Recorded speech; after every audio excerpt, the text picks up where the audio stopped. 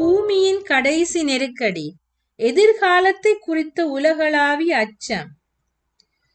உயிரோடு இருக்கின்ற அனைவருக்கும் திணறடிக்கக்கூடிய அளவிற்கு கவனத்தை தூண்டுகின்ற ஒரு காலமாக நிகழ்காலம் இருக்கின்றது. ஆட்சியாளர்களும் அரசியல் மேதைகளும் நம்பிக்கையும் அதிகாரம் மிக்க பதவிகளை வகிக்கும் மனிதர்களும் அனைத்து தரப்பினரான ஆண் மற்றும் பெண் சிந்தனையாளர்களும் நம்மை சுற்றிலும் நடந்து கொண்டிருக்கின்ற சம்பவங்களின் மீது தங்களது கவனத்தை பதித்திருக்கின்றனர். நாடுகளுக்கிடையே நிலவி வருகின்ற உறவு நிலைகளை அவர்கள் கண்காணித்துக் கொண்டிருக்கின்றனர். பூமிக்குரிய எல்லா மூலப்பொருட்களை ஆண்டு கொண்டு வருகின்ற கடுமையான நிலையை அவர்கள் உற்று நோக்குகின்றனர். ஒரு பிரமிக்கத்தக்க நெருக்கடி நிலையின் விளிம்பில் உலகம் இருக்கிறது என்றும் ஏதோ ஒரு மாபெரும் முடிவான காரியம் நிகழ இருக்கிறது என்றும் அவர்கள் அடையாளம் கண்டுகொள்கின்றனர். நிலத்திலும் கடலிலும் ஏற்படுகின்ற பேரழிவுகள், சமுதாயத்தின் ஒழுக்க நிலைகுலைந்த தன்மை, யுத்தம் குறித்த எச்சரிப்புகள் போன்றவை நிகழவிருக்கின்ற முக்கியமான ஏதோ ஒரு காரியத்திற்கு அடையாளங்களாக இருக்கின்றன. நெருங்கி வந்து கொண்டிருக்கின்ற சம்பவங்களின் மாபெரும் முக்கியத்துவத்தை அவைகள் முன்னறிவிக்கின்றன. தீமையின் ஏதுகரங்கள் தங்கள் வல்லமைகளை ஒன்றிணைத்து பலப்பட்டு வருகின்றன. கடைசி மாபெரும் நெருக்கடிக்கு அவைகள் பலனடைந்து வருகின்றன. நமது உலகில் மாபெரும் மாற்றங்கள் சீக்கிரத்தில் நிகழவிருக்கின்றன. மேலும் இறுதியான நிகழ்வுகள் மிகவும் விரைவான ஒன்றாக இருக்கும். விரைவில் வரவிருக்கின்ற இக்கட்டான காலங்கள், முடிவு வரையிலும் அதிகரித்து கொண்டே இருக்க போகின்ற இக்கட்டு காலம் வெகு சமீபத்தில் இருக்கிறது. இழப்பதற்கு நமக்கு நேரமில்லை.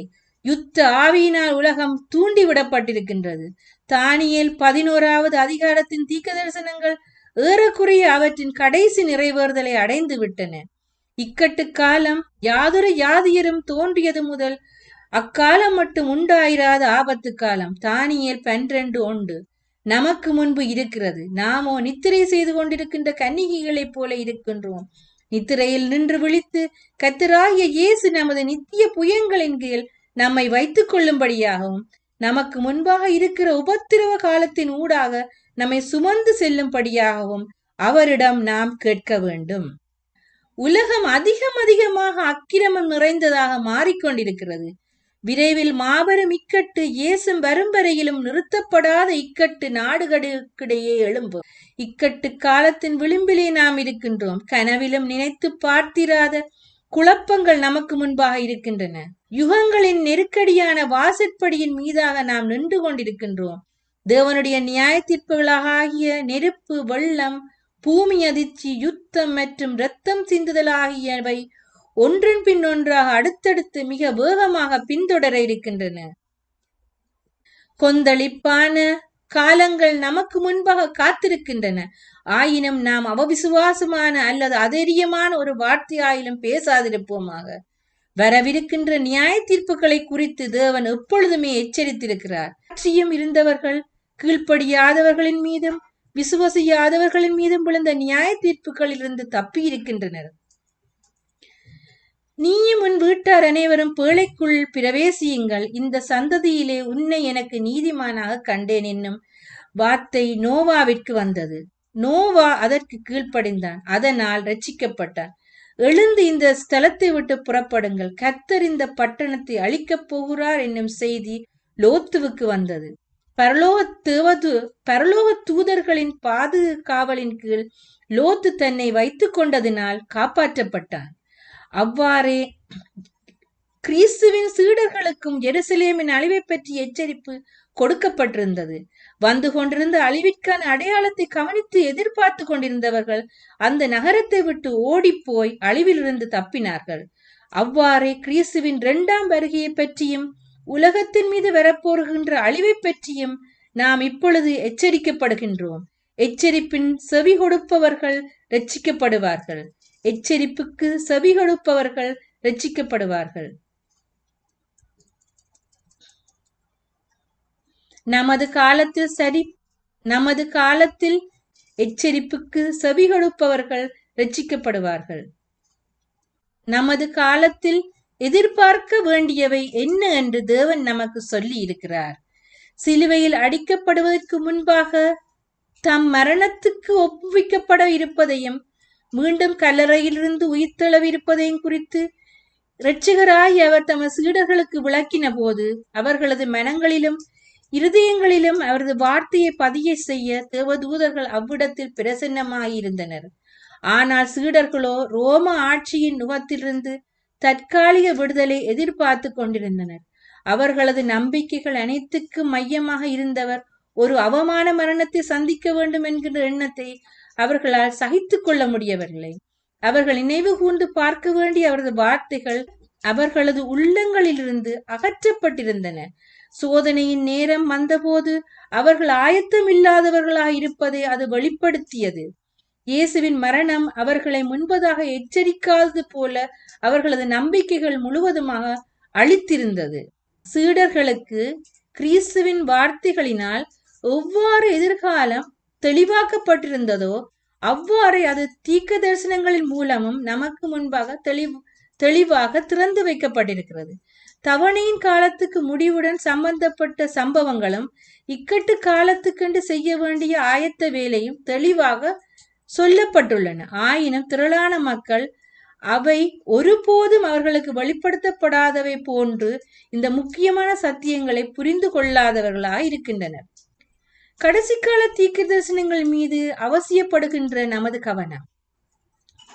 பின்பு நான் 3ஆம் தூதனை கண்டேன். வெளிப்படுத்தல் 14ஆம் அதிகாரம் 9வது வசனத்திலிருந்து 11வது வசனங்கள் வரை. அவனது வேலை பயங்கரமானது, அவனது பணி பக்தி வினியமானது. களைகளிலிருந்து கோதுமையை பிரித்தெடுத்து அதை முத்திரையிட்டோ அல்லது கட்டியோ பரலோகத்தை களஞ்சியத்திலிருந்து சேர்க்கிறவன் இந்த தூதனே.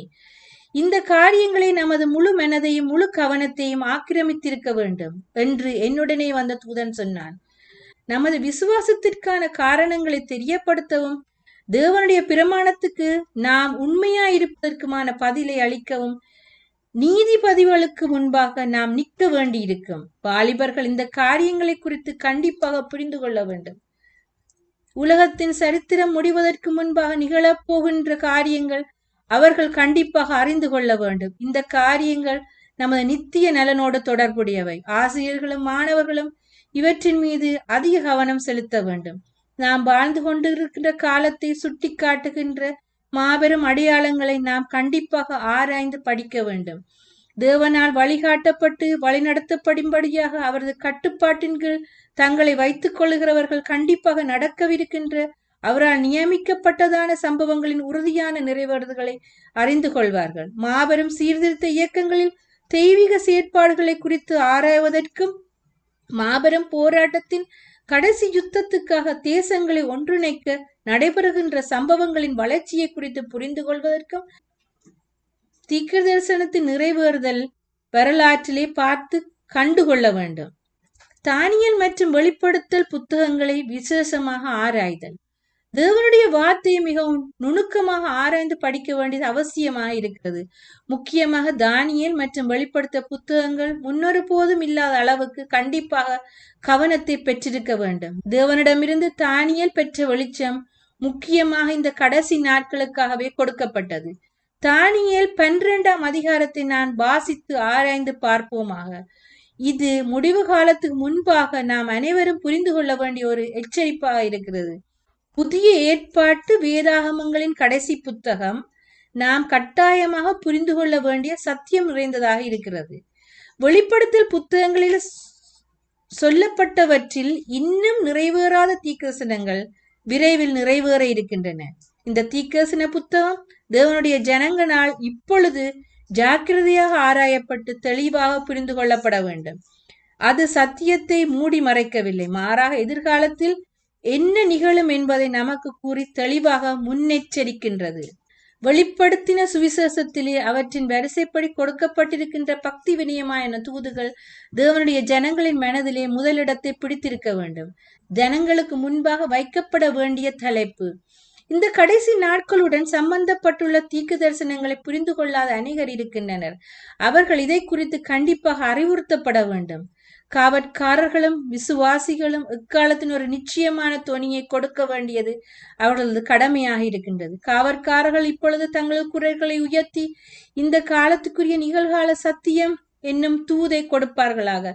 தீக்கு தரிசன வரலாற்றில் நாம் எவ்விடத்தில் இருக்கின்றோம் என்பதை ஜனங்களுக்கு காட்டுவோமாக. இந்த உலகத்தின் வரலாற்றை முடிப்பதற்காக தேவன் நியமித்திருக்கின்ற நாள் ஒன்று இருக்கின்றது. ராஜ்யத்தினுடைய இந்த சுவிசேஷம் பூலோகம் எங்கும் உள்ள சகல ஜாதிகளுக்கும் சாட்சியாக பிரசங்கிக்கப்படும். அப்பொழுது முடிவு வரும். தீக்கு தரிசனமானது வேகமாக நிறைவேறி வருகிறது. மிக பெரிதான முக்கியமானதாக இந்த ஆய்வு பொருள் பற்றி அதிகமாக சொல்லப்பட வேண்டும். ஆத்துமாக்களின் நித்தியத்திற்கான முடிவை நிலையாக நிர்ணயிக்கின்ற நாள் வெகு சமீபத்தில் இருக்கின்றது. ஜனங்களுக்கு முன்பாக இந்த ஆய்வு பொருளை வைப்பதற்கு மாபெரும் முயற்சிகள் எடுக்கப்பட வேண்டும். கர்த்தருடைய நாள் சடுதியாய் எதிர்பாராத விதமாய் வரும் என்ற பக்தி வினயமான உண்மை உலக மக்களுக்கு முன்பாக மாத்திரமல்ல, நமது சொந்த சபைகளுக்கு முன்பாக வைக்கப்பட வேண்டியதாயிருக்கிறது. தீர்க்க தரிசனத்தில் சொல்லப்பட்ட அச்சமூட்டுகின்ற எச்சரிப்பு ஒவ்வொரு ஆத்துமாவுக்காகவும் கொடுக்கப்பட்டிருக்கிறது. தீர்க்க தரிசனங்கள் நிறைவேறும் பொழுது வியப்பில் ஆழ்த்தப்படும் ஆபத்திலிருந்து தான் பாதுகாப்பாய் இருப்பதாக ஒருவனும் எண்ணாதிருக்க கடவன். இந்த மாபெரும் சம்பவம் மிகவும் அருகாமையில் இருக்கின்றது என்பதை வெளிப்படுத்தக்கூடிய சம்பவங்களின் அறிவை குறித்தான உங்களது திட நம்பிக்கையை எந்த ஒரு நபரது தீர்க்கதரிசன வியாக்கியானமும் பறித்து விடாதிருக்கட்டும். எதிர்கால சம்பவங்களை சரியான கண்ணோட்டத்தில் நோக்குதல். எதிர்காலத்தில் நமது உலகில் நடைபெற இருக்கின்ற காட்சிகளை துல்லியமாக விவரிப்பதற்கு இப்பொழுது நம்மால் இயலவில்லை. ஆயினும் கர்த்தருடைய மகா பெரிய நாள் மிகவும் அருகாமையில் இருப்பதனால் நாம் கட்டாயமாக விழித்திருந்து ஜெபிக்க வேண்டிய ஒரு காலம் இதுவே என்பதை மாத்திரம் நாம் அறிந்திருக்கின்றோம். மிருகத்தின் முத்திரை நின்று இதுவரையிலும் எது பறைசாற்றப்பட்டு வந்ததோ அதுதான் துல்லியமாக மிருகத்தின் முத்திரையாக இருக்கிறது. இந்த காரியத்தை குறித்து அனைத்து முழுமையாக இன்னும் நம்மால் புரிந்து கொள்ளப்படாதிருக்கின்றது. புஸ்தகங்கள் திறக்கப்படும் வரையிலும் அனைத்தையும் முழுவதுமாக புரிந்து கொள்ளவும் முடியாது. அநேகர் தற்போதைய கடமைகளை, தற்போதைய மகிழ்ச்சி மற்றும் ஆசீர்வாதங்களிலிருந்து கவனத்தை திருப்பி எதிர்கால நெருக்கடியை குறித்தே சிந்தித்து தங்களுக்கு தொல்லியை வருவித்துக் கொள்ளுகின்றனர். இது இக்கட்டு காலத்தை முன்கூட்டியே உருவாக்கி கொள்வதற்கு ஒப்பாகும். இவ்வாறு முன்பதாகவே எதிர்பார்த்து வரவழைத்துக் கொள்ளப்படும் இப்படிப்பட்ட உபத்திரவங்களுக்காக நாம் தேவனுடைய கிருபையை பெற்றுக்கொள்ள மாட்டோம். தேவனுடைய ஜனங்களுக்கு ஒரு இக்கட்டு காலம் வந்து கொண்டிருக்கின்றது. ஆயினும் ஜனங்களுக்கு முன்பாக அதையே தொடர்ச்சியாக வைத்து காலத்துக்கு முன்பதாக ஒரு இக்கட்டு காலத்தை பெற்றுக்கொள்ளும் வகையில் நாம் அவர்களுக்கு கடிவாளம் போடக்கூடாது. தேவனுடைய ஜனங்களுக்கு மத்தியில் ஒரு அசைக்கப்படுதல் வர இருக்கின்றது. ஆயினும் சபைகளுக்கு கொண்டு செல்லப்பட வேண்டிய நிகழ்காலம் சத்தியம் அதுவல்ல.